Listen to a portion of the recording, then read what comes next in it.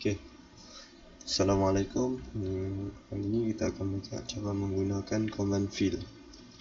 Pertama sekali, command fill ni digunakan untuk kita boleh guna untuk kira area secara automatik. Sebagai contoh, kalau kita nak kira kawasan balkon ini, kita buat polyline, ataupun cara mudahnya adalah rectangle lah. Kita guna cara mudah rectangle. Kita dapat dia punya kawasan ni, ambil grid ke grid boleh, ataupun wall to wall pun boleh. Kemudian kita tulis fill. Okey, sini secara default dia akan tunjukkan all. Kita kena klik ni, ambil objek, kemudian kita search lah dalam all tu, kita cari objek ni, and then kita ambil select objek, select balik polyline tadi ataupun rectangle tadi, ambil area, and unit, ambil decimal.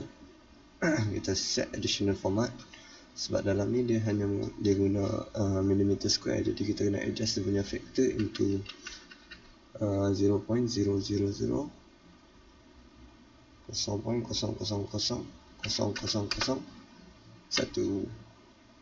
Suffix kita tulis square meter.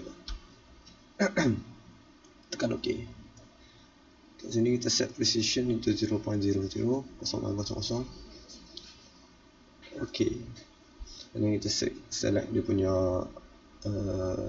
start point. Tak ada. So kat sini dia ada fill lah.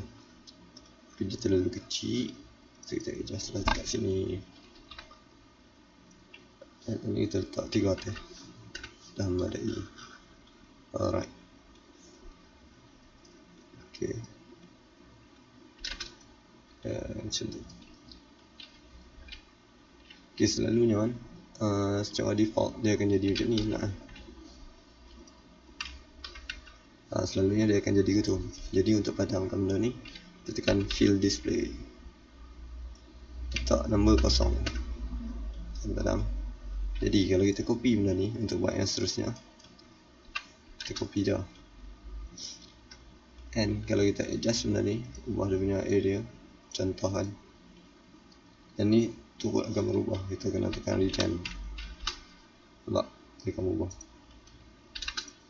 Ok, kalau kita buat lagi banyak-banyak, lama dia akan dia akan, yang ni akan link dengan yang ni, yang ni pula akan link dengan yang ni.